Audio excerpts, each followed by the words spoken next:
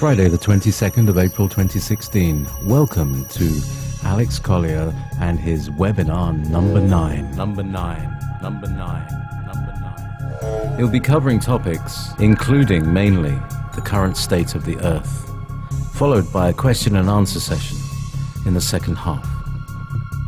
So settle back, get yourself a drink, and enjoy Alex's latest webinar. Here's your host, JP. AlexCollier.org and Wolf Spirit Media Network. Here we are. Good afternoon, everybody. A nice, bushy-tailed and bright-eyed audience list here on the left, there on the right even, and we're just applying the makeup to Alex's special studio set. Of course, you know he's on a sound stage in Hollywood, and we're just preparing it. No. as if maybe one day it'd be really cool. We have a proper thing, proper desks, and just like that stone fellow. Anyhow, good afternoon, everybody. And today's webinar is number 9, and we all are number 9. So, Alex, thank you for attending the webinar. We really appreciate it. It literally keeps me going. And I just want you to know, I just want to put a shout out to James and to JP. They put a lot of energy into this and in the website, and I just want to thank them again for all the work that they do. And ladies and gentlemen, when you hear just current stat, it means that I'm going to be, and I think we've said this before in the past, it means I'm going to be talking about stuff that's of a sensitive nature. And even though the intelligence agencies all get this information anyway, it at least gets me on the air before they shut it down. So one small battle, and we'll take them one at a time. Listen, we have a lot to talk about, and towards the end, just before we get to questions, I'm going to be talking about information regarding information that's out there regarding the Nibiru being the inner Earth people. And we will get to that at the end. It's important to note it was specifically mentioned. I was able to ask questions of Morine, and he was very specific in his answer. So I'm going to be sharing that with you, and also there will be some updates on Planet X and the Nibiru, the real Nibiru. Okay, but listen, if you remember a month ago, or a few days over a month ago, I was sharing with you how the universe has an ecology. And we were talking about the different dimensions, and we were actually talking about black holes as well. And, how when a specific area goes negative field, a black hole will eventually grab it and pull it out, and then what basically comes back is plasma, color, and sound. Well, we're going to get into that. In an article that was published on April 13th of 2016 in the Science Explorer, scientists have discovered that black holes mysteriously are all spinning in the same direction, implicating that they are somehow connected even though they shouldn't be, even though they somehow never communicate to each other, and yet they all appear to be spinning in the same direction. This could be proof of what we were talking about last month, that there is in fact an ecology, a knowledge, a intelligence regarding everything that goes on inside what we call our universe, or the Universal Holograph. This is probably a much more appropriate title or a way to address this, because it's clearly a holograph. And What's also interesting is that they have now been able to register the amount of plasma that eventually comes out. It doesn't always come out, but does come out, and it's of about the same speed as the spin of the black holes. Now, if you remember in previous information, I presented that in black holes that information is never lost. Knowledge is never lost. What is lost is the actual physicality. It is broken down back to its basic form, which is atoms and things of that nature. Okay, to be re-engaged, re-energized with intent and thought and emotion. Okay, in order to create physicality. Now that is something that we have a gift of doing, not just us on Earth, but other races as well. Especially here in third density, we have the ability to create physicality. And this is basically the process where it becomes too negative and it becomes harmful. It will find a black hole, it will implode, it'll be gone, but what's returned is the knowledge. Knowledge gained, it could be the knowledge of the mistakes. I don't really know. But what's interesting is that the next thing we're going to talk about is, in fact, black matter or dark matter. And it could very well be that this knowledge, this information, reattaches itself to dark matter, what we call dark matter. So I just wanted to share that with you. Again, a group of black holes discovered mysteriously spinning in the same direction. That is the Science Explorer, April 13th, 2016. So let me, now that we're done with that, move that out of the way. It's a very interesting article. Now, this next one is interesting because, again, these are things that we have talked about in the past. Some of this goes back 20 years that I've shared with you, but nonetheless, it's completely relevant, especially to what we were just talking about regarding black holes. Now, this particular information comes out of Geneva. It comes out of CERN, believe it or not, where as far back as 2012, when they were testing the machinery for CERN and opening portals. Well, apparently, they were doing this as far back as 2012. They weren't always able to hold them open. They were able to open them, and then they would shut down. Now, I do not know if they were being shut down because of lack of power on this end, or if they were being closed on the other end by benevolence. We just simply didn't want this this portal opened. I don't have that answer. But nonetheless, what is fascinating is that CERN was able to download information when these portals opened. And it's taken them several years to sift through the information. But what's absolutely fascinating is that they were able to find classical music from Earth in what they say was a opening in fifth density. Now let's talk about the implications of something like that. And I bring this up because one of the first early things that I've shared many years ago was how the A's themselves were fascinated with the idea that we could create music literally out of thin air. At least that's how they perceived it, literally out of thin air. That we would just pull it from someplace, and they specifically mentioned classical music. Okay? Well, what's interesting about the CERN information is that they are fairly certain that this music, classical music from Earth,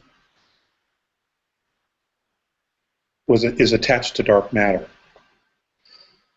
So the perception regarding dark matter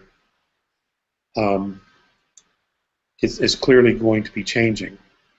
It might be that dark matter is nothing more than a depository of knowledge and information of past, present, and future. Now, the reason I say that is because time on different dimensions is not linear like it is with us. Okay, some are ahead, some are behind, some are present. It's all over the place. It's diversity on steroids.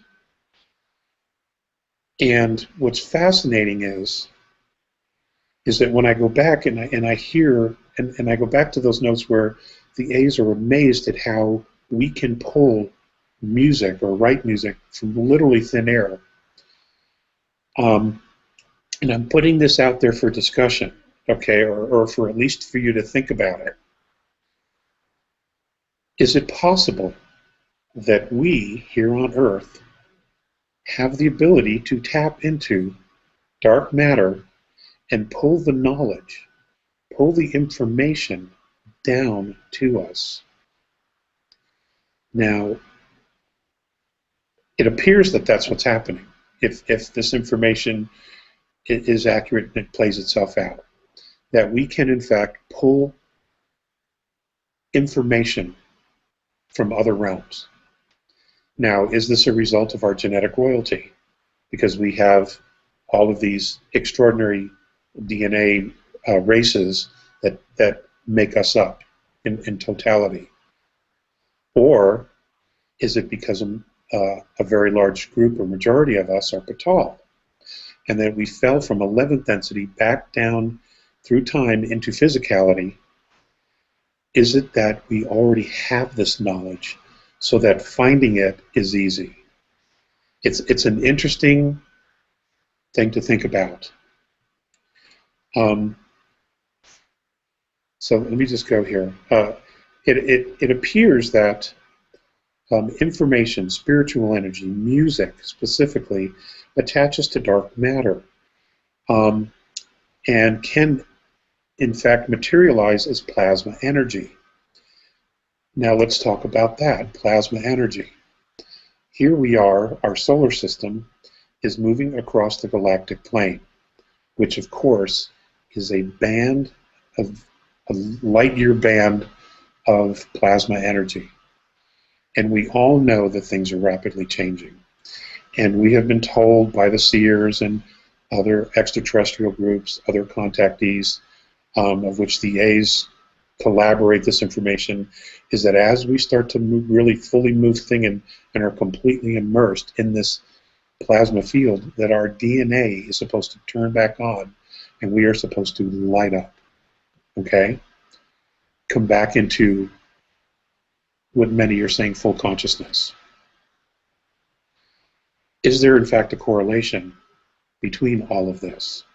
And is it because we are genetic royalty, or is it because of the Patal piece that's contained here? I don't know. I don't have that answer. I will, of course, try to get that answer. And what it does is it proves that consciousness is absolutely the key to creation of matter, and that emotion is the key to attracting that physicality. You know, just like what they say, you know, what they say in the law of attraction. And clearly we know how to do this. I mean, we do it every day. You know, so many people here are creating not only their lives, but they're creating more of what they don't want because they focus on what they don't want, as opposed to focusing on what they do want. And then there's many people now who are creating the lives that they've always wanted because they're focusing more on what they want. So clearly the law is proving itself out. What's interesting is that for those who are consciously aware that they're creating what they want, you now have a virtual universal library to tap into in dark matter. And this also would prove that everything is a holograph. Nothing's ever lost. Everything contains everything. It's just a matter of focusing on what it is that you want. And I just thought that was absolutely remarkable. The music piece, obviously music is an audible holographic. And, you know, this is not only relevant because of music and the power of music to create emotion, but it also has to do with our own voices, how we speak to others, our inflections.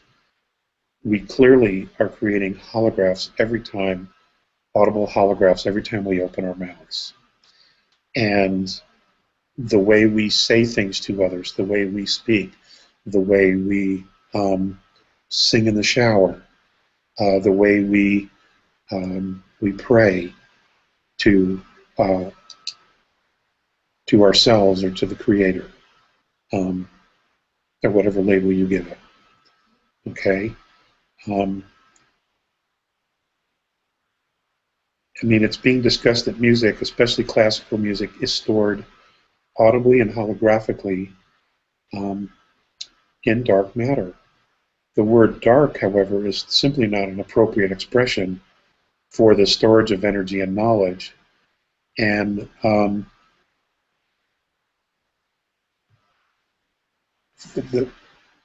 this only brings us back to the place where, ladies and gentlemen, you have no idea how powerful you are.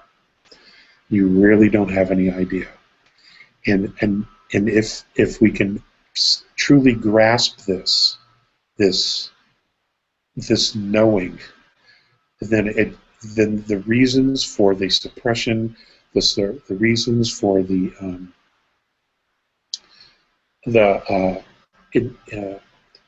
intervention in our everyday lives by regressive forces or energies or entities would make perfect sense, because there's no way they can do what we do.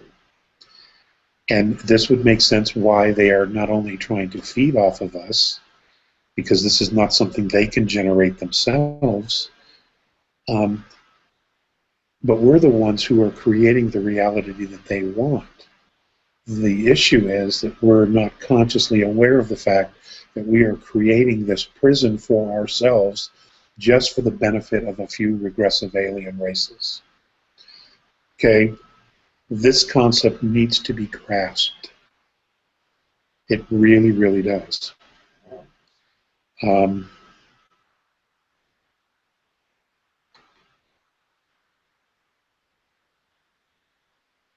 we somehow need to take back control and command of the reality that we want.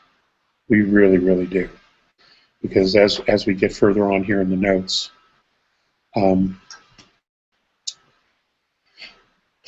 you're gonna know why. Okay.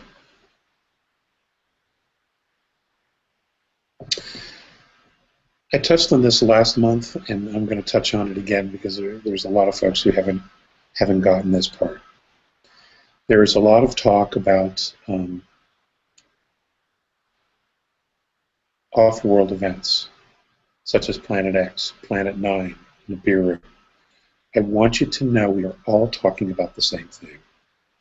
Okay, Planet X in a Roman numerical value is 10. Okay? The Chaldeans, the Sumerians, the Babylonians, they all considered Pluto a ninth planet, which is why they referred to Nibiru as a 10th planet. It's also important to note that the Sumerians, as well as the Chaldeans, have a record of our entire solar system, accurately describing the planets and their locations from the outside coming in. Okay, so we will not be just discarding and throwing that away. Clearly they knew something. Planet 9 is really Planet 10. But you see, they laid off Pluto. You know, they laid it off, so now the 10th planet becomes the 9th planet. It's all semantics. And I think it's important that you know this, and you see through the semantics and the fog, because they're very, very good, the powers that be, at muddling the water, creating confusion, and getting everyone to a point where they just don't understand, because when everybody gets confused or frustrated, what most people do is they just drop it. They're just like, screw it, I don't care anymore, and they move on to something else. Well, that's exactly what they want you to do.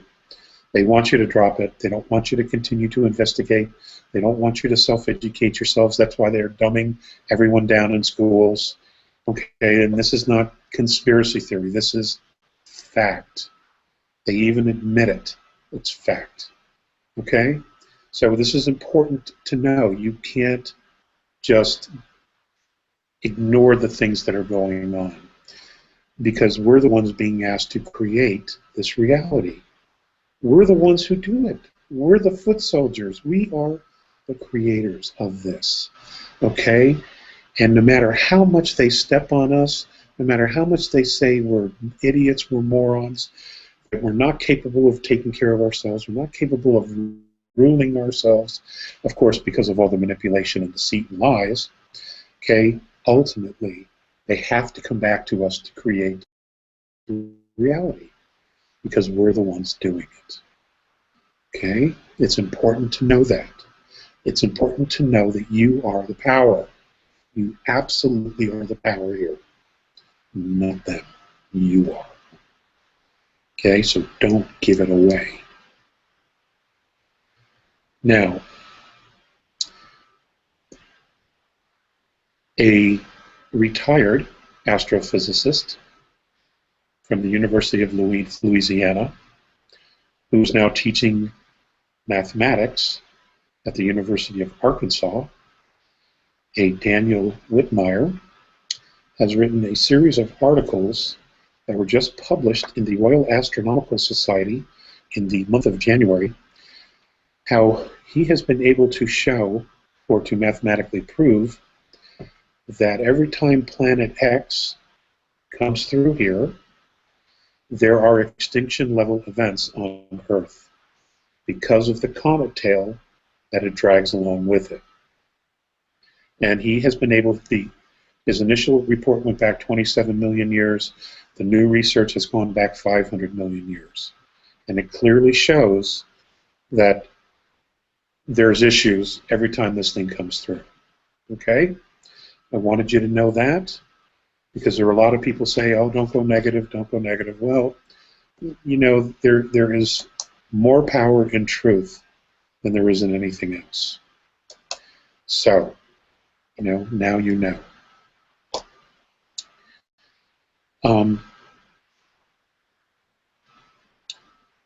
There has been a great deal of dialogue going on throughout our solar system. Our solar system is, in fact, in a quarantine, except for those things that are supposed to occur, that are natural to occur, that are on a regular, that are on planetary trajectories, such as Nibiru coming through, etc. To my knowledge, it is still in a stable position as we continue to move out of its way, which I am incredibly grateful for. However, the Nibiru have notified the older of the star systems that are here that they have decided to begin to initiate protocols for contact with Earth. I don't know when, I don't know how, I don't know what those protocols are, but I must say that I was taken aback when I heard this, and I asked Morine how he felt about it, and his only response was that they are acting independently on this.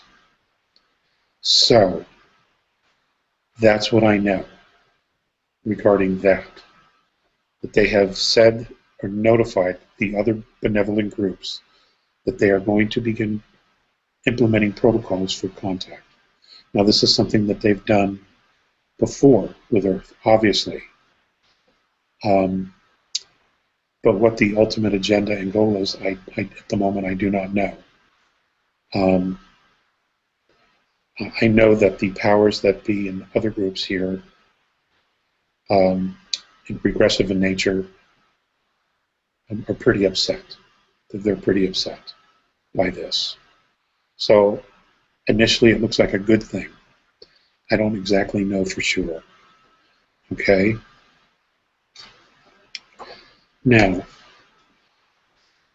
I want to do a lot of questions today, so that's why we're kind of blowing through all this.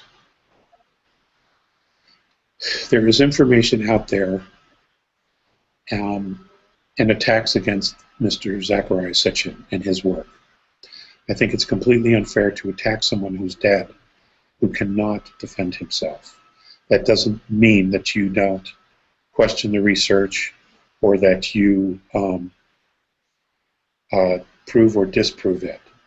But to come out and say that his intent was to do something to benefit the Illuminati or the powers that be when he is not here to defend himself is actually pretty Bush League. In fact, it's very Bush League. And I simply don't buy it. I believe that everyone is trying to do the very best that they can. And I always start out with that premise, that everyone is trying to do the very best that they can. Okay, how it turns out, hey, you know, wisdom comes from experience, and experience comes from poor decisions. That's just how it works. Okay? Now, there's also information that the Arcturians, those beings who live inside the Earth, are actually the Nibiru, and that they have come to the surface and have pretended to be the Nibiru, or have said that they were the Nibiru.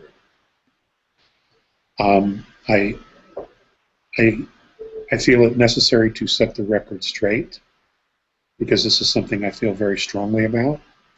This is not something I often do, and that is question other people's information. But in this particular case, it absolutely needs to be questioned. The Agarthans, who have lived in the inner Earth, are more or less connected to the Pleiadians. They are not the Nibiru. So let me say that again. They are more or less connected to the Pleiadians. They are not the Nibiru. And one of the questions that should be asked when and if they show up, according to this other contactee, is why are they so damn friendly with the Nazis? Okay? The company you keep tells you a lot about who they are. So, as you can tell, there's a lot going on. And and it's important to note this, that there will be more contactees coming forward. They're being encouraged to, and as the power of the regressives is lessened, it'll become safer and safer for more information to be disseminated. But understand something. It is very difficult to do this work, simply because there's no way to fully integrate it yet with the reality we live and are creating currently. What has to happen is that the contactee has to take this information and he has to compartmentalize it and put it over here so that he can function here, put it over there so he can function here in reality. It is never easy. And sometimes it's very, very difficult because you want to spend more time over there dealing with that, okay, than here. And sometimes here suffers. It does. And I don't know how we all learn how to balance it. We all do things differently. Okay, and again, I believe everyone is doing the best they can. What's also interesting and important to note is that the information that the others are getting, they're getting from different races that have different historical backgrounds, that have generally a different racial makeup. who have different historical experiences, which have brought them to this time and this place, in meeting those of us here on Earth. But they also have their own perspectives. And this is why it's so important to have great researchers, such as a Michael Salla, or a Jim Nichols, and others like him, Rick Keefe, and many others, who sift through all the information looking for comparables, okay?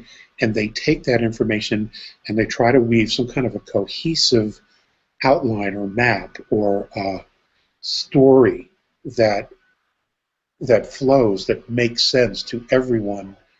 And I think it's important that you support those people in doing this, because they're not emotionally attached to any of the information. And those of us who are contactees, we are attached to it. We have to be attached to it. You know, we are emotionally invested in the relationship, in the experience. There's no way we can just shut that off. That's pretty much not how we are built to do that. But these researchers that do this terrific work, it is so important that you know, that they be supported, because ultimately they're probably going to be the ones who will best be able to tell the stories, okay, or put the story of the history of Earth together based on all the different perspectives. You know, without, well, to sift through all the different perspectives and to find the actual events, or as close to the actual events, because we all need to know, we all want to know. Ladies and gentlemen, it is really time that we start to think differently, because we have to create the world we want, the reality we want. It's imperative to do this, because the reality we're living now isn't ours. It's been hijacked, and it was hijacked a long time ago. You know, it's interesting that every time humanity begins to make significant conscious leaps, there's always a world war. And this creates such trauma, such a psychological wound on humanity, that it sets us back sometimes hundreds of years, could be even longer. We just have to stop doing this, and we have to stop allowing ourselves to be manipulated into this kind of a position. We just have to say no. And we have to continue to march on, watch each other's back, and create the reality that we really want. You know, and this isn't hard. We all want to be safe. We all want clean water. We all want clean air. We all want to be able to feed our families. And if we're going to use a monetary system, we all want to be well off so that we can afford to take care of our families, you know, and enjoy life. Okay? This is not hard. We can do this. Okay, all the pieces are already there. We just have to reclaim our power and focus that intent on all of humanity, not just a goddamn few. Okay? Isn't it interesting that they say the total debt of planet Earth is about $500 trillion, and that the actual wealth of the owners of the central banks of Europe is $500 trillion? Isn't that interesting? What an interesting correlation or number. It's a coincidence, I'm sure. Okay? We just have to stop doing this, and I know I've said this before, but it's just crazy. It's just crazy that we continue to do this, and I am very encouraged that so many people are waking up. I am very encouraged that other countries are taking steps to minimize the reckless abuse and abandon of the powers that be. They've had a good run, but they blew it. They totally screwed it up. They've totally harmed and hurt not only the Earth but humanity. They have set us back hundreds and hundreds and hundreds of years, and it's done, and it's over, and it needs to be over. However, we don't want to fall into the same trap of allowing any group, whether it be a religious group, a political group, tell the people, we're God, we're going to tell you how to live. No. We can't do this anymore, ladies and gentlemen. We need to step up, we need to rise to the occasion and do the things that we are absolutely capable of doing. We have done it before in many other places. I have absolutely no doubt that much of the information that's in dark matter is from some of us and our experiences in our lifetimes.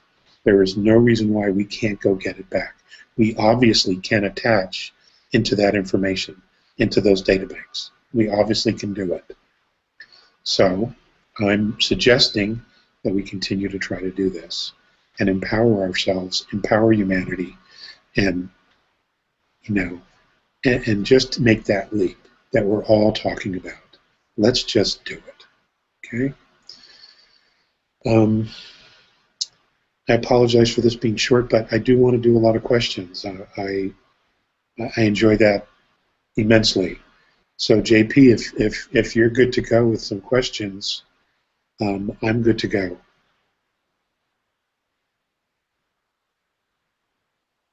Is there anybody there? Don't forget, it takes me 1,000 clicks to get, when you say JP, I've got 1,000 clicks to get to. So try and, anyway, so look, I'd like to... Give me a 500 click head start next time. Give me a 500 clicks.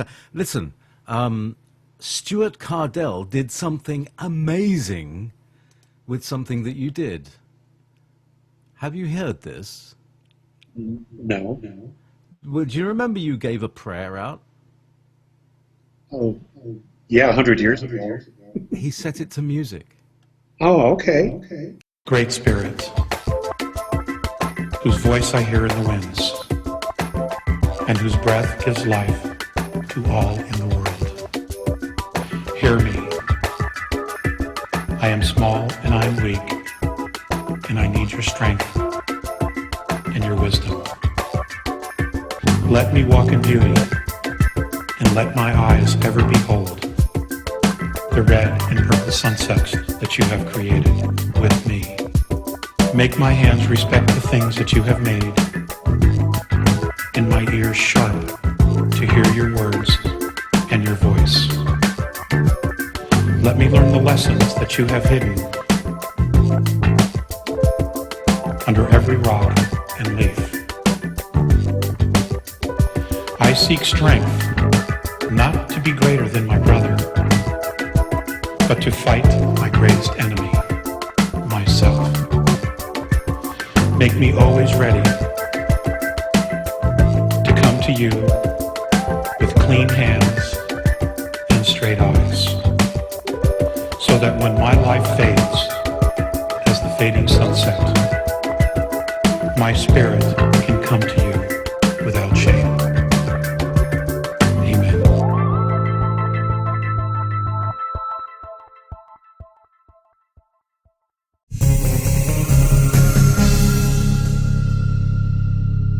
While I'm finding the question page, one of the things you were talking about is Nibiru having been, having kind of stopped in its track. Yes. And one of the things that the conversation I had with my contact, my inner contact, is that there is something about treaties. It's something to do with the treaty-making class of the galactic citizenry. There's something about new treaties have been made, or that treaties that have recognized humanity as a certain kind of level that is worth saving. This is because that's why it's good news. Is because they regard it as important enough to not just trample over the ant's nest. Am I making sense to you? You are. I don't know any real hard specifics because things are still ongoing. But as far as humanity's been found worthy of saving, it goes much deeper than that. We're unique. We are extremely unique. Not better, I just said unique. And many, many, many star nations want to see what we are capable of when we're not being manipulated. So, essentially what that means is we are going to get some independence here. And then it will literally be up to us to walk the talk. So this is all the if-onlys are now coming to roost. That's a fantastic piece of news. Thank you very much, Alex. You're welcome. Now, from Nicholas Fowler. Alex, when we go through the dimensional shift to fourth, then fifth, what will happen to the astral plane? Will it disappear or be absorbed into the new dimension? What are the dynamics involved? Or is the astral plane actually the fourth dimension? Great question. Indeed. And Where's I don't all have that globby stuff going? I don't have an answer. I honestly don't have an answer about the specifically the astral plane. I really don't know. That's a great question. I will write that down, and I will ask specifically. I know that in the old days there was some information regarding that, but I don't recall that it was that specific. So, Nicholas, I will ask. Okay. And as I said, that black gooey stuff, I just saw the thing about black globby stuff falling on Michigan. So good old Michigan. But I think that's probably an outpouring from the volcanic stuff. And it could be. Michigan's catching a lot of crap these days. There is. And what any news on Old Faithful? Have you seen it? No. Old Faithful is like a kettle boiling. I'm aware of that, and I know that there's a great deal of concern about Yellowstone blowing. I've been assured several times that it would not blow, that essentially the pressure would be relieved with the West Coast moving. Now, what's important to note, ladies and gentlemen, is that deep in the earth, under what we know as Calexico, is a supervolcano. That supervolcano deep inside the earth is what's feeding Yellowstone. Okay? And there are lava tunnels, I know there's another name for it, but I can't think of it at the moment, that run all up underneath the United States. Many of them run up the West Coast and then come across underneath Utah into Wyoming. They run, interestingly enough, right along the San Andreas.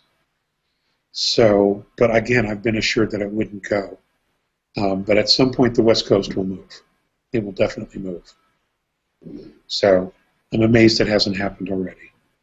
And I'm grateful that it hasn't happened already as well. But that's all I know. So, okay, thank you. So first, this is from the Earth.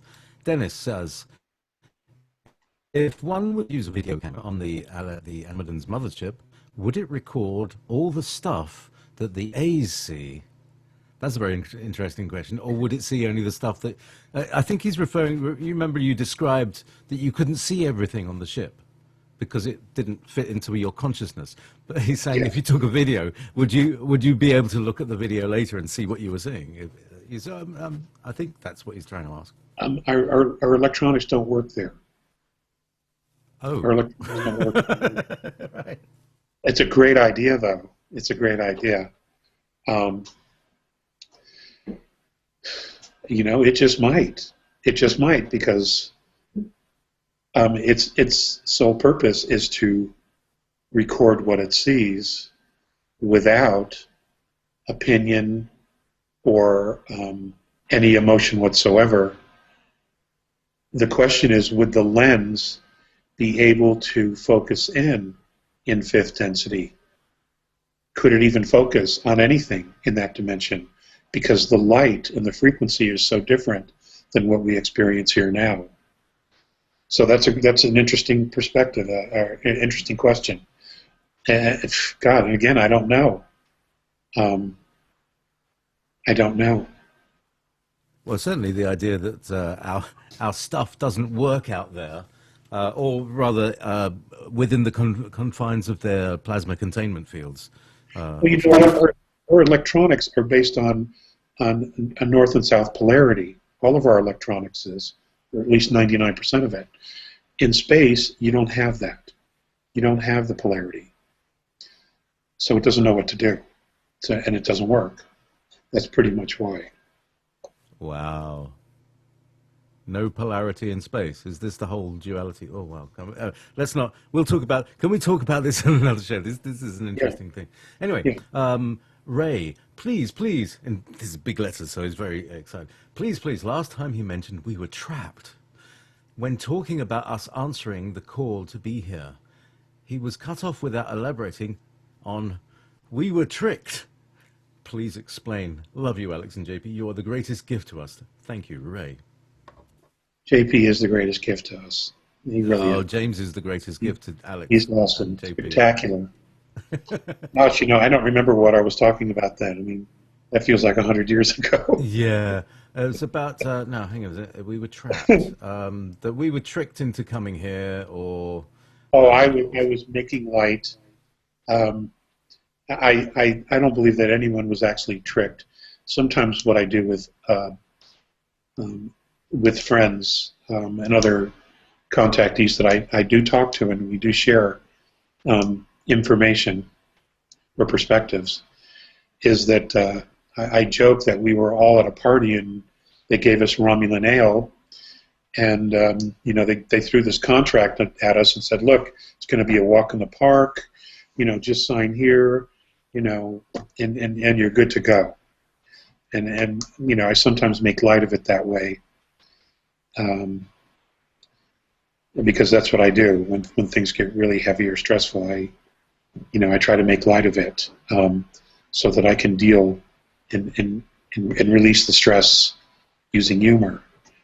So it's not always good humor, but you know, I do strive to do that, and so do some of the others, because we all feel like we carry a burden to get this right, and you know, most of the time we're completely in over our heads and we know it. So I don't know specifically what I was talking about at that moment.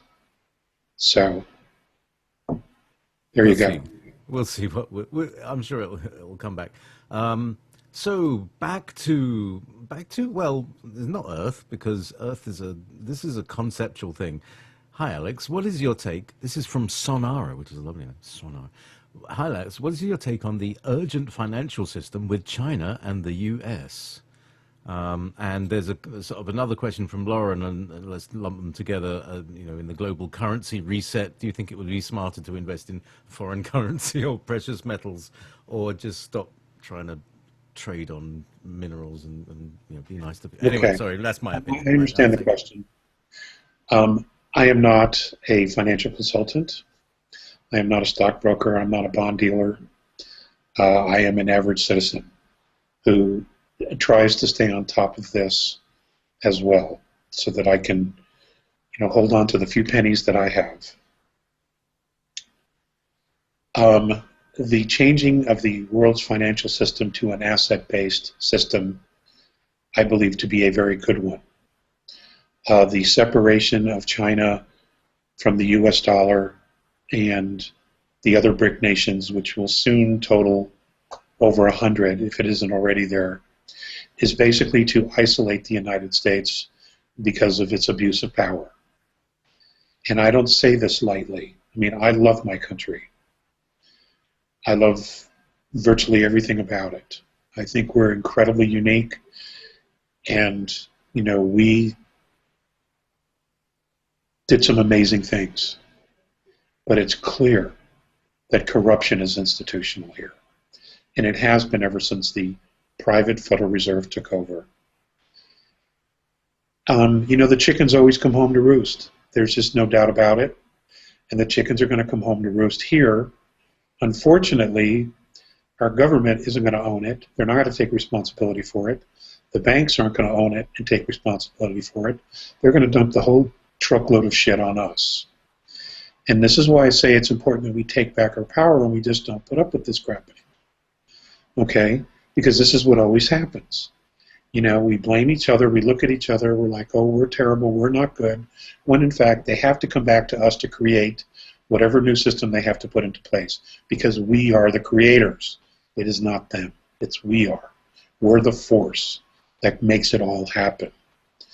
So it's just same old, same old. It's just that, you know, it's our time to see this whole thing come apart. I would think that cooler heads, sensible heads, those who have even a minuscule of common sense, would realize that in order to be in the world, you have to get along with the world. And that they would figure out a way to come to terms with this. And but we still have to deal with the corruption in our government and our banking system. I mean, that's just a no-brainer. That still has to be dealt with. And I don't know how that's all going to play itself out.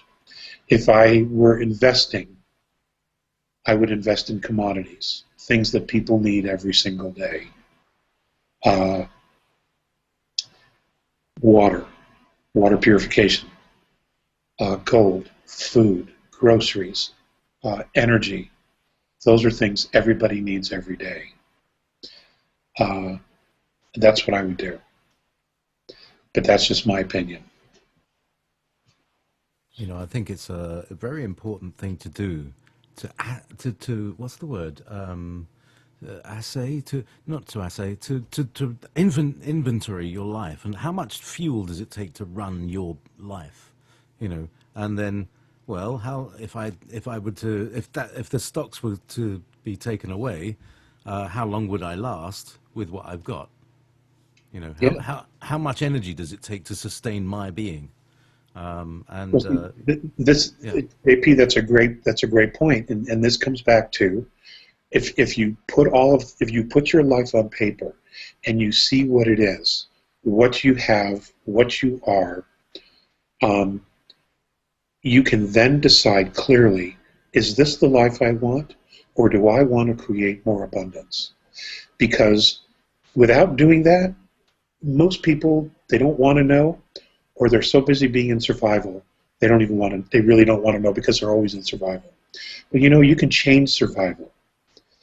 You just have to want something better. And then you have to focus your intent on that something better. And then know that you know that you know that you're going to get it. You know, you're the creators, folks. You do this. You create you.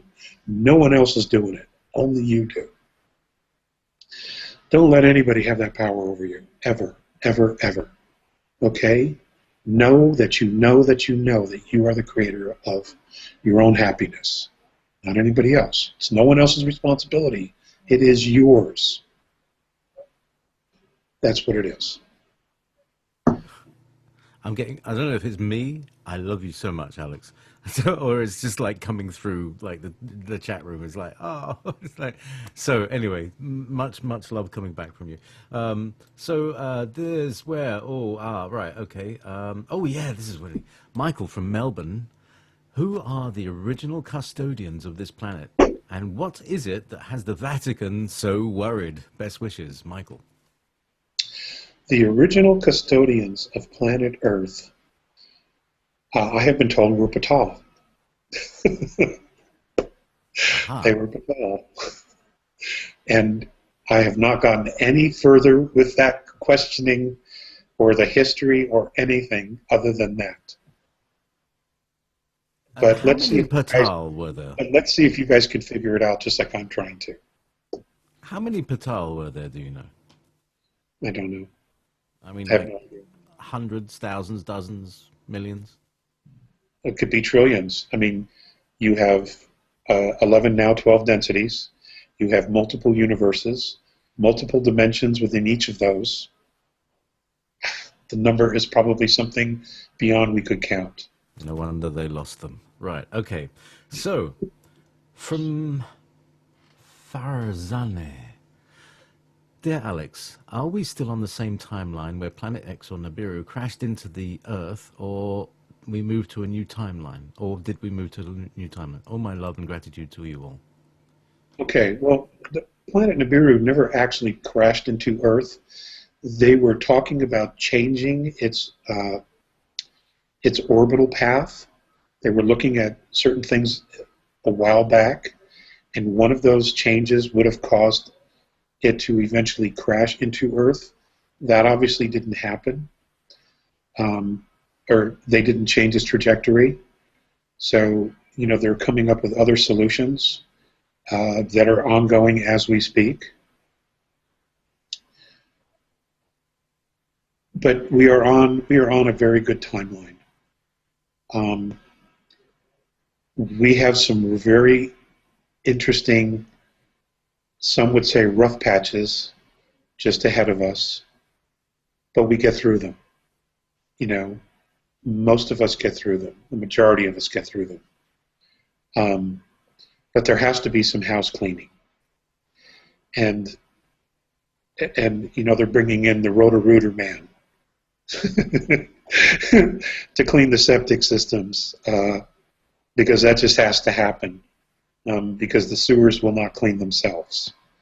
Okay, so they're bringing in Roto-Rooter to come in and clean out the crap that's here, that's been here, that was never supposed to be here, that has embedded itself illegally. And so those are part of the rough patches that we're all going to have to go through. And that just has to happen. But we will be nonetheless much wiser on the back end of all this experience. And humanity will be in a psychological place after seeing all that has transpired and is going to transpire. They will be in a psychological space of more maturity, being more responsible, and able to grasp the big picture. And that's only a good thing. It's only a good thing. So, try not to buy into all the drama. Be the observer. Okay, see it for what it is. Because that's all they have left, is to try to hook people into the drama to create more fear. That's all they have left in their arsenal. They really do. Okay, so I've been buy into it. I've been looking at the games that they play. They've only got a couple of games, you know, the divide and rule game and the distract game. There's only like a couple of them. And it's good to step back and say, okay, what game are they playing today? Is this a divide or is this a distract? You know? Yeah, that's pretty much it. Yeah. Well, a lot of many others. They're losing a lot of teammates. You know, a lot of people are walking away, or they have taken a position where, you know, we're not doing this anymore. Some are being killed off because they won't, because they're being so defiant. And this is a good thing. There are, most are siding with humanity. And that's exactly where their loyalties need to be, is with humanity. So there are still some moheds and jackals, though. There's still some jackals. And they will have to be dealt with. You know, they will have to be dealt with. Right. Thank you very much, Alex. Now, I've just hit a situation. Firefox has just crashed, and I don't want to restart it or stop it because you're running under Firefox. So, in order to grab the questions, I'm going to have to look at them from on another laptop or something. All right. I return quickly because. All right. So. Okay. Well, I read a question earlier where Okay, somebody said, if you can answer that while I'm away, okay? I'll okay, be back well, in a second. Thank you. okay. There was a question that somebody had written. I apologize for not catching your name. It was a while back, where you asked, can aliens contact you in dreams? Absolutely. Understand something. When you dream in color, you are not in your body. You are traveling. You basically are, your dreaming body is out there traveling. And you can be contacted in that way. And in fact, many people begin that way. And it's a gradual process where they will show up, you will meet, you will become familiar, they will share information, things about yourself, you know, that are either prophetic or of beneficial knowledge to you, self-knowledge. And then as you get more and more comfortable, then at some point maybe they will make it a physical thing. This has happened to many people on Earth already. You're just not hearing a lot about it because many of these people are, well, you know, they see what the rest of us go through and they're like, no way am I doing this. So, you know, but they'll come around. They will come around. They will come into their power, and they will step forward, and you know, they will begin to share, even in the smallest ways, you know, what it is that they feel is beneficial based on their experience. And you know, it's a good thing. It's only a good thing. So let's see what else we got here. You can see them there. That's great, Alex. Because I got blank pages. I think it's going to reset itself. Oh, look, there you can see me again. Okay, Quick. there's one here who dictates the law of non-interference. Boy, they're going so fast I can already catch up. From my understanding, is that the rules regarding non-interference or non-intervention, that these were generalized rules that everyone agreed to obey. And the more mature and evolved the society, the stronger the commitment to those rules. Now, there are some races that have agreed, and then for personal reasons, many times it's out of a personal desire or greed, they violate those rules. But they're called to task for it eventually. It's just that it's a very big galaxy, and sometimes it takes a while for them to get caught up to. Anyway. Okay, I'm back. You can hear me now? I can, yes. Good. Right. So, meanwhile, from Catherine. Dear Alex, I know that we are infinite souls instead of biological machines. Well, we're that too. Yeah, as well as biological. Oh, sorry, not instead of, inside of. Right. Regarding ascension into fifth density, do you know what will happen to those not ready to ascend? I do not. I do not know. I've asked, and he changed the subject. So I don't know if he doesn't know, Mornay I'm referring to, or if he just didn't want to say. I simply don't.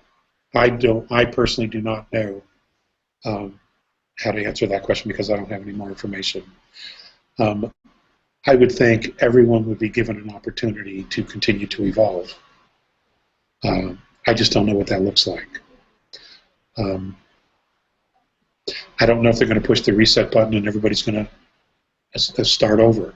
I don't know. You know, those who can't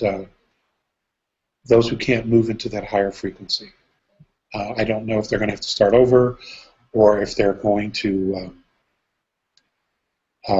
be given extra assistance to help them move up to catch up quicker. You know, I would like to see that as opposed to have somebody start all over. But I just don't know.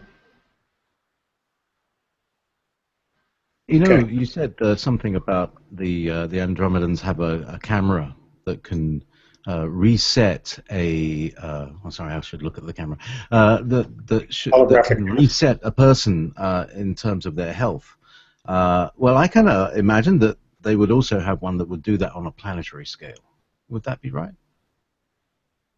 I would think that that's very possible, yes. I don't know for a fact about a planetary camera, holographic camera. It makes sense that they would have one. Um, I've not heard that they were going to use one. But, you know, they wouldn't tell me everything because they know me and they know that I would share it. Because they know that I know that everyone deserves to know. You know, we're all in this together, and we all have a vested interest in the outcome that occurs here. So they don't always tell me everything because they don't want to. They would not want me to tip their hand too early, if that makes sense. Thank you. Mason says, "Greetings, Alex. Years ago, I defended myself against reptilians who appeared at the foot of my bed. They appeared to be under a cloaking device. Has this ever happened to you? Much Yes, love, Mason." yes, it did. Yes, it did. Shortly after my first son was born, and we had intervention. We had intervention. And those particular reptilians are no longer even on Earth. So, well done, Mason, well done. Yeah, I think there's maybe Mason can start coming forward and talk about his experiences. I mean, there's a lot of people who are asking questions that are really they have a lot of knowledge behind their question, This and is great. perhaps these are the people you're looking for. Perhaps they should, you form a group and get them out there. This is great. So, from Renee, who stopped Nibiru? Well, I think you said before who that was. That right? I don't know if it was a mutual agreement or if someone put a dump truck in front of them or if there was a warning. I would tend to think that with all the activity here, that it was a mutual agreement to stop. That makes the most logical sense because there's no fighting going on around that. The only real activity that's occurring is around Earth and a very specific area regarding the asteroid belt. Ceres, the very large asteroid, CERES. There's a lot of activity around there because that's where the regressives were making all the weapons. The alien weapons that they were giving to the marauders and the pirates, etc., etc. It's unfortunate, but there are several 100,000 human beings there inside that particular asteroid who are slaves to making the weapons. It's a very, very, very dark field of energy there. Very dark. And they're quarantined as well. And I don't know if they're going to be able to rescue everybody that's there. I simply don't know. It doesn't look good, to be perfectly honest with you. Because when rats get cornered, they do terrible things. So, Rats in a sack. So, hi Alex from Harley. Do other human races in the universe have 100% human souls, or are they like us, made up of many different, made up of different races? okay, that's two different questions. Our physicality is made up of different genetics. The soul is the soul. Yes, it can interact with different genetic material and bodies, but the soul is light. It's consciousness. Um, and the only difference between souls is the level of light they contain and the frequency at which they vibrate. Okay, there is not a genetic aspect to a soul that I'm aware of whatsoever. It's pure energy. So that question needs to be reworded. Not to be picky. I'm not trying to be the school I teacher. think it's a really important point of perspective to understand that the soul is not owned by the body. No, not at all. It was long before physicality. The soul existed long before physicality. Know that. Okay, you got another one? Yep. From Russell. Can you explain the historical dynamic between the Draconius reptilians and the Anunnaki?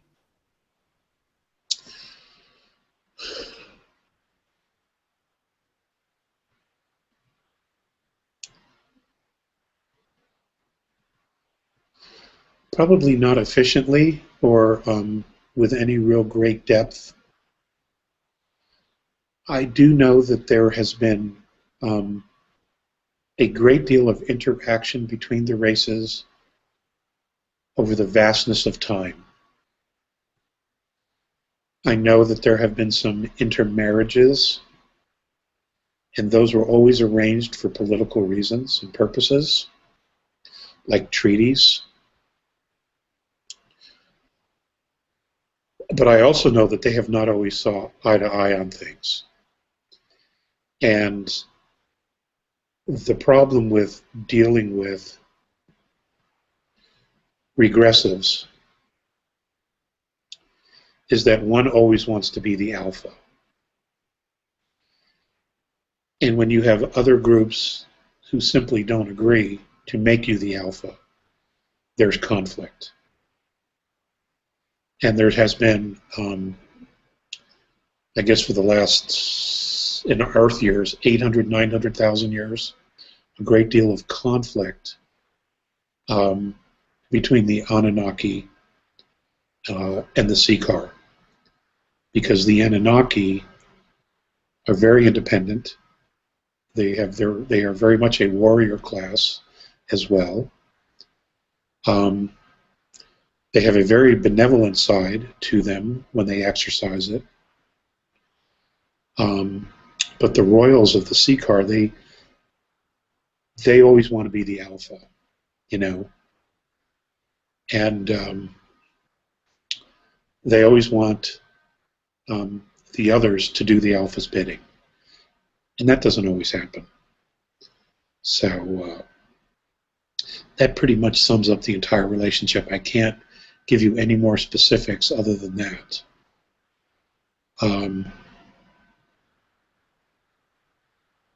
But we'll just have to see. You know, ladies and gentlemen, one day we will all know. I hope it's soon. I certainly hope it's in my lifetime. But one of these days we're all going to know. It's going to be laid out for us. You know, our ancestry, who we are, where we come from, what our true history is, what our true potential could be. That's all going to be laid out before us. Because the benevolents realize that you need this information, you need self-knowledge in order to grow and make decisions to evolve in a specific direction. They all know this. Where the regressives, they don't want to tell you anything because they want to control and manipulate you into creating what they want. So, the regressives no longer have the strong foothold on Earth anymore. But there is some stuff to be played out. There is. So, but at some point we'll all know. You know, it'll be an aha moment. And I've mentioned this before in other talks. It'll be an aha moment for all of us. And it's coming. It's coming. I wish I could give you a date. But I don't know it. I don't know it. Well, I think everybody will be ready by the time it happens.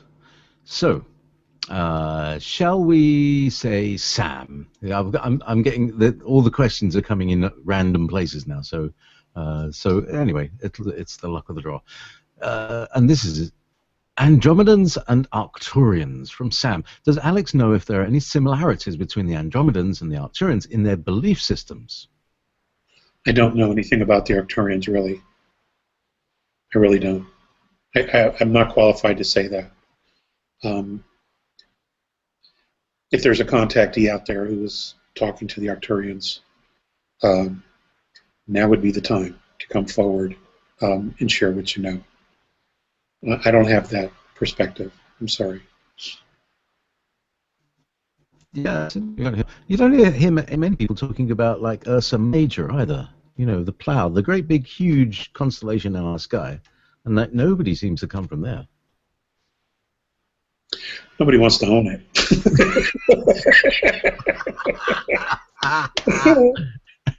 Nobody wants to own it, and I get that. I wouldn't either. You know, oh my God, they have caused so much trouble. All come from the plough. Come to plough up your life, yeah. All right. Johan, my friend asked the following. What is the Andromedan perspective on the cruelty towards and enslavement of animals on planet Earth? And can't they help in some way? It would be the same as humans. Exactly. The enslavement and torture of humans. It would be the same. It would be exactly the same.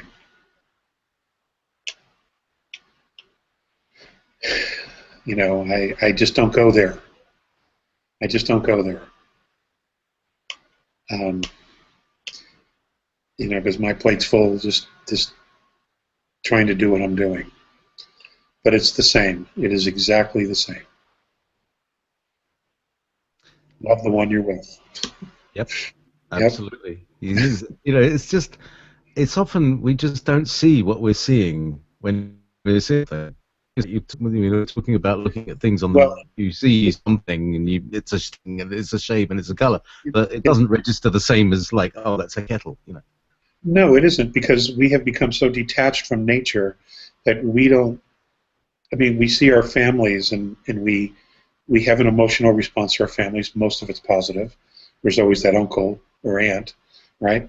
But when we're dealing with nature, we've been so cut off, by technology and our focus on survival that we forget to feel the relationship with nature.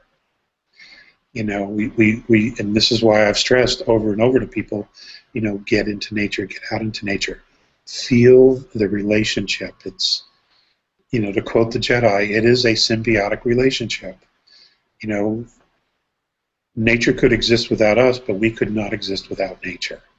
Therefore, we owe it a gratitude. We absolutely owe nature gratitude. And by allowing yourself to emotionally engage with nature, you know, you're basically showing your gratitude. That doesn't mean you go walk up to a buffalo and pet it. That's not what I mean.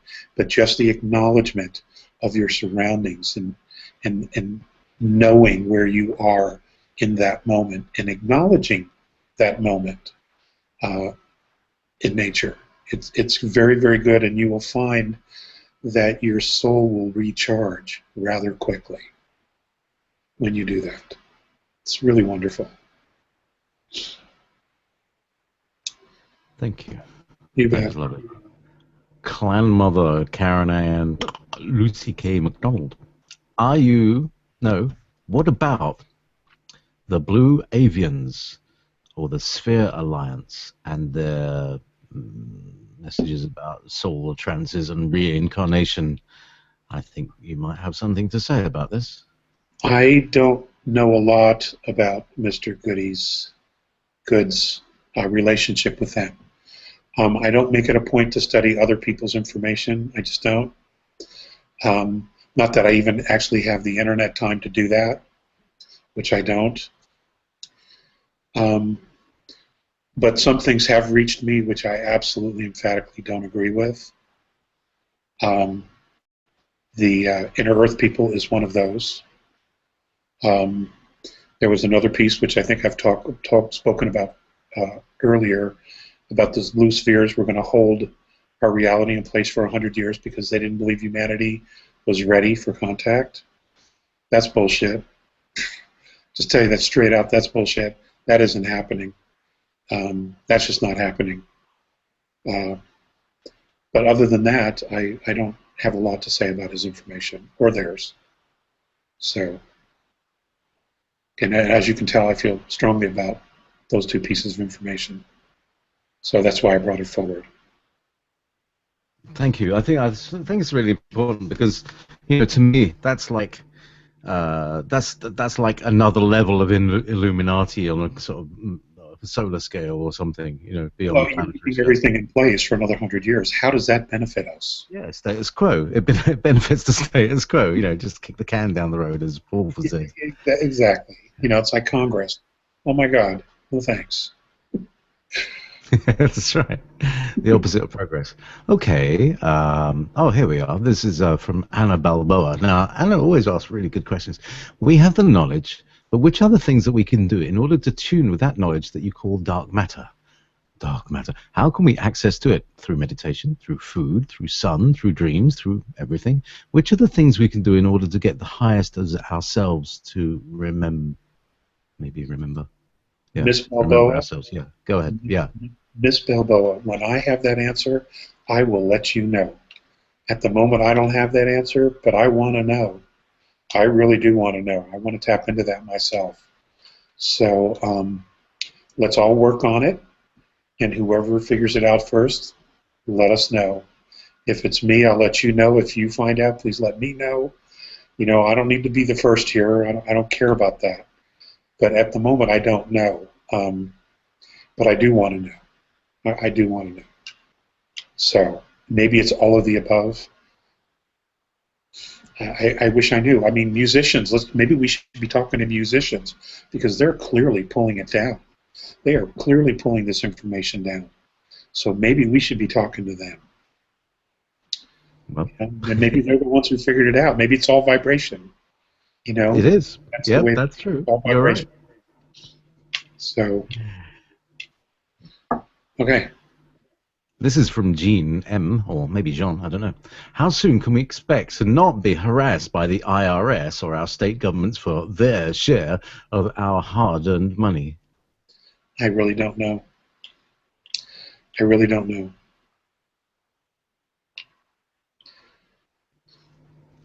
Okay. He's good. Well, that's good. It's good to know what you don't know, and not know what you know. You know, well, I don't know everything. You know, I want to, but I don't. All right, here's another one. This is from Catherine. JP, thank you for your dedicated service. You're welcome. Are we going to have another round table with Alex and Simon et al.? Did you enjoy yourself? Was that question to me or to you, JP?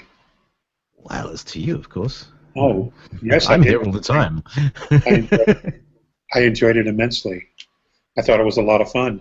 I would think that the next several would have a lot more fireworks as we get used to each other. You know, the first one was very polite and civil, as I would expect the others to be. But you know, we were all feeling each other out. You know, and those things take time. So we'll just have to see. I mean, I would enjoy doing it again. You bet. Excellent. Well, I'll arrange one soon enough.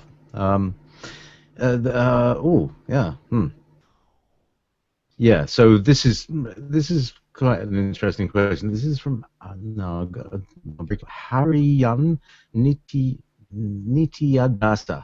Nityadasa. So, don't you feel group contactees rather than singular contactees would end the load placed on one contactee, would really place humanity in a place of validation and acceptance if the positives really want us to acknowledge our star relation and higher potential? Denial would be really diminished.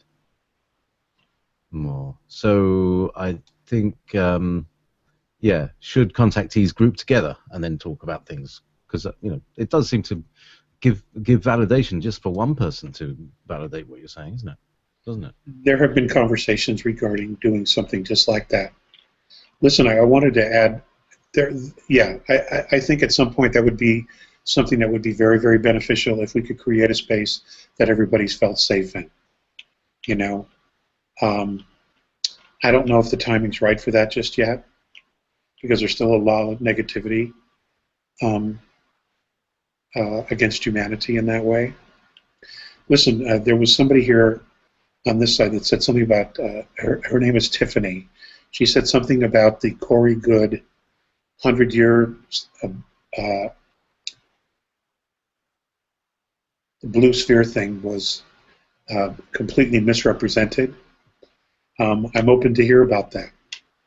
So I just wanted to acknowledge that. If it was misrepresented, please let me know. But that's how it came to me, was that that's exactly what they had said. So if it's wrong, I'll own it. Okay? So thank you, Tiffany. Okay, next question. Okay, this is a good one. Is the pole now rotating wider?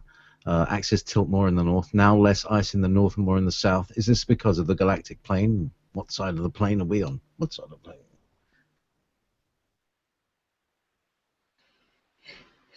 Well, if you remember the information going back, the A said that we would eventually have a 23-degree pole shift. And that North America would end up, and Europe would end up on the equator. So we'll just have to see. We'll just have to see how that develops. You know, I don't know. I don't know. I hope not. I mean, if it's something that absolutely has to happen, you know, I would want us all to have assistance so that everyone can move away from the coastlines into safe areas, and we could sustain ourselves while this occurred. And then as the waters receded and the land began to dry out, you know, we could begin the migration back to the shores. I mean, you know, why is it so difficult for humanity to even, for governments to even think this way? You know, and clearly we can think this way. So I don't know how it's going to play itself out. At the moment, I just don't know. There is an awful lot going on. As you say, and Nancy is asking, is it true that a lot of the negative ET, i.e. reptilians, have left our planet?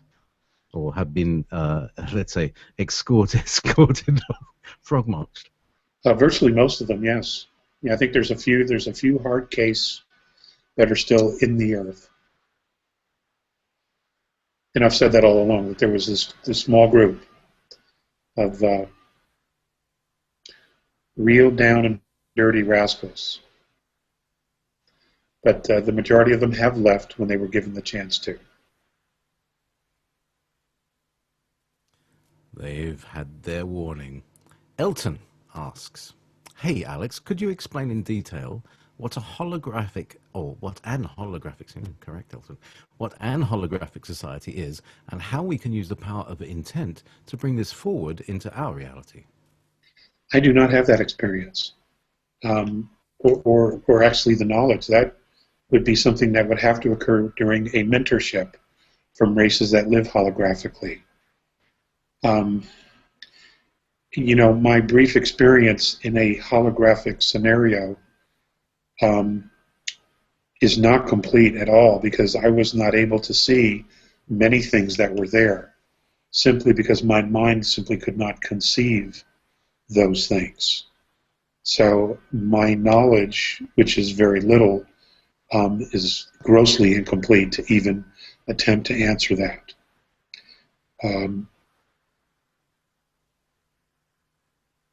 But holographic civilizations are totally empowered. They know who they are. They know what they are. And they always know what they're creating, which means that they're consciously aware of everything they're creating, because they see it pretty quickly. And they can change it if it's not what they want. They can adjust to what it is that they do want. It's very, very powerful. And I look forward to our humanity getting to that place. I do. I don't believe it'll be in our lifetimes. It may be a generation or two away. But, you know, we can certainly do what we can do to take those steps and to try to, you know, make it happen for them. So that's my answer. Okay. Now, here's one. N. Elaine Keaton. Are the A's saying they will protect Earth from Planet X because we are a petri dish of genetics that they and others need to preserve for future extraction? Interesting perspective. Yeah, it is. I don't have anything to add to that at the moment. I'm trying not to read the questions as you're asking other ones, because I'm not multitasking very well today. Right. Okay. What's your perspective on the Panama Papers, the latest of the biggest, like, you know, anyway, what's your perspective? I'm not going to say mine. My perspective, well, I found it interesting that most of the Americans were never mentioned, or those who are loyal and allegiant to the CIA. Only those who are against the New World Order were mentioned. Funny that, isn't it? That's really funny. Yeah, Don't you think that's my perspective. Yeah. Mm-hmm. Okay. Just a coincidence, I'm sure. That's right.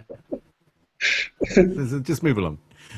Andres, can aliens contact a person through dreams? I had a dream where I encountered a tall, dark, black-brown figure. When I went to talk to him in my dream, he wouldn't let me touch him, and we communicated telepathically. Is this a safe entity? It didn't frighten me, but he tried to warn me about something. Well, you have to trust your own perspective on that. If you didn't feel fear, that's a good thing. If he was trying to warn you about something, do you remember how you got to the place where you were? Was your dreaming body traveling? Were you somewhere traveling that you shouldn't be? Are you consciously aware of where you go in dreams? And when you know that you're in the dream, are you directing yourself to specific places? It could be he was just telling you to be careful because there is some garbage out there.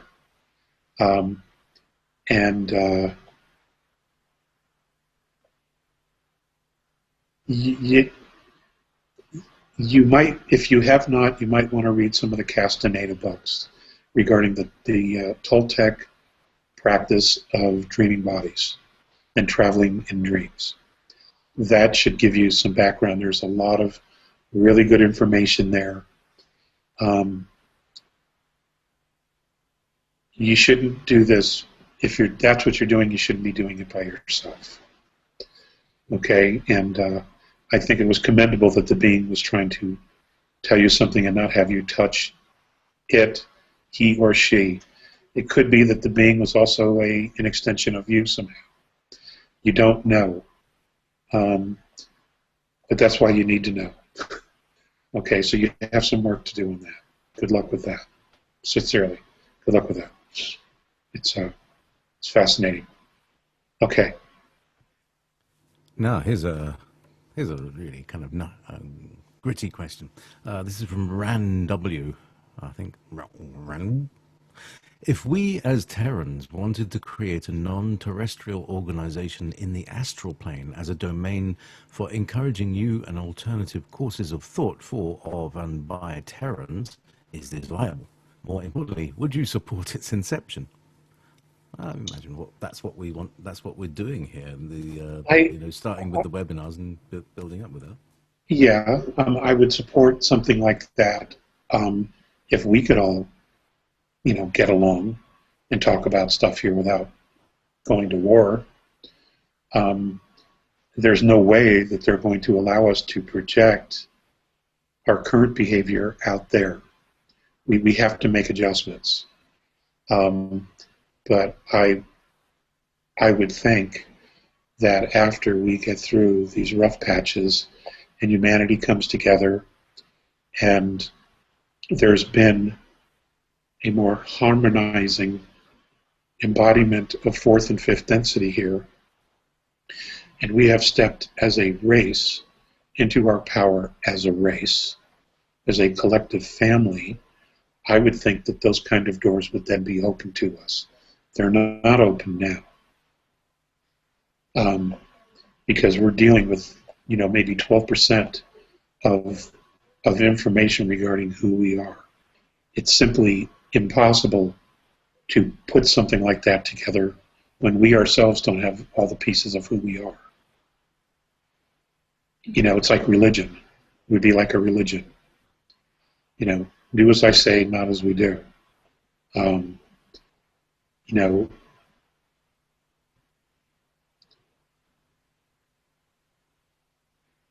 It has to be real.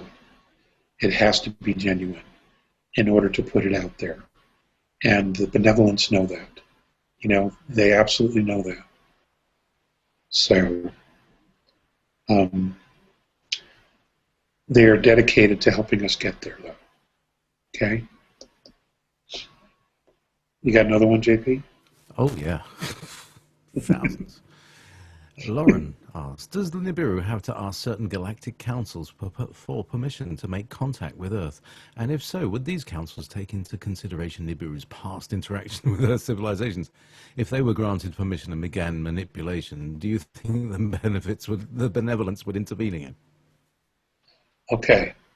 So well, the answer to that is yes, which is why Mornay said that they were acting independently. Okay. They're doing this on their own without the blessing, but however they did acknowledge the other groups by letting them know ahead of time. The biggest question with the Anunnaki is it all depends on which side of the family we have to deal with. There was the Enki side of the family, where for the most part they treated humanity very well, or fairly well. There was a great deal of education, of healing knowledge, of horticulture, agriculture. They taught us a lot of really beneficial and things that we still use and practice today. But on the other side of the family, where you have Enlil and that group, they were not positive to deal with or easy to deal with. So, in the last 5,000-6,000 years, I don't know the political makeup of the Anunnaki at this point. I don't know who we're dealing with. And M hasn't offered that information yet. So, I would think, with everyone that's here, with everything that's going on, I would think that they would want to make this a positive experience and put their best foot forward in front of the entire galaxy. I can't imagine they would go to all these lengths to turn out to be assholes. I don't want to go there. Okay, so, but they have some things to fix. They do, and maybe this is their way of taking responsibility for it. I guess we'll find out. I don't know when or how it's all going to happen, but maybe that's what they're going to do. They're going to make amends. So, and this is right now a pretty big stage for them to do that. So it would only shine more positive on them as a race. Okay, JP, I got 5 more minutes. 5 more minutes. So this is Marlin. It is hard enough that we eat flesh and plants. What were we supposed to eat originally? Great question.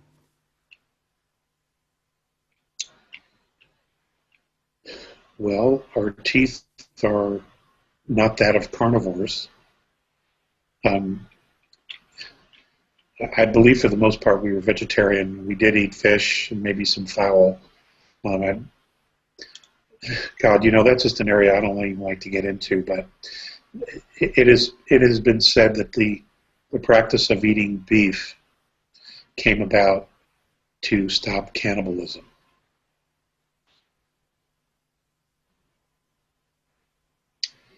So, next question. That is a very interesting. I don't Another want domain of knowing. I don't want to go there. Really? I don't want to go there. Really? Excellent. All right. Well, maybe for another day. It's a very good question. Dear Alex, this is from Jean. Dear Alex, you have said the field we are traveling through is causing polarization as well as emotional cleansing. I have noticed that people are expressing extreme views and high emotionality. Can you speak more on this and where it is leading? Is there an additional influence of brainwashing? Well, this is probably a great question to end on.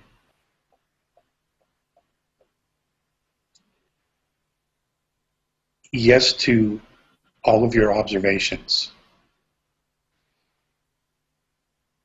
I think what's basically happening, and this is truly just my opinion, Gene, or whoever asked the question.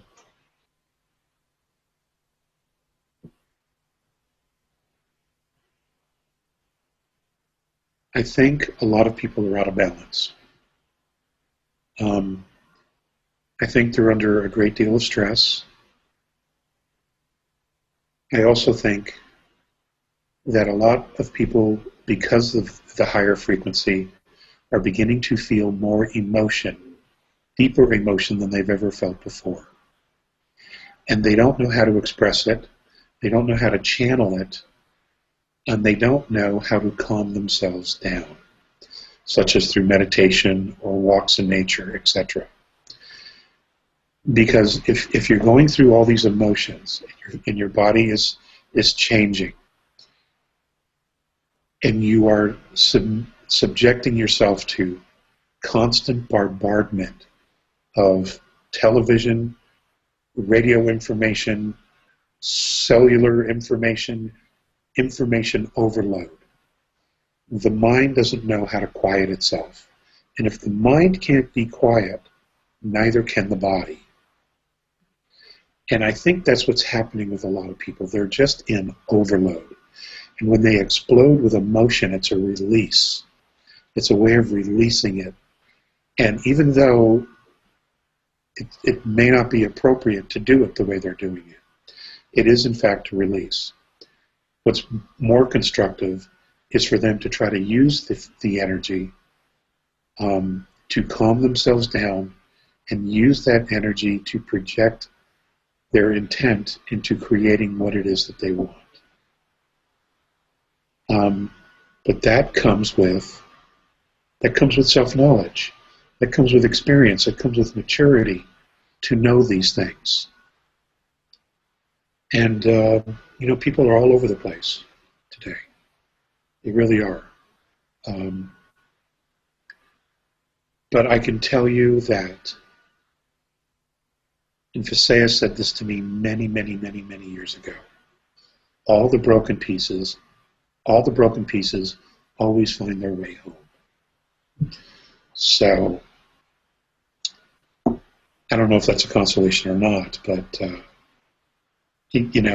that's important to know, that all the broken pieces will find their way home eventually.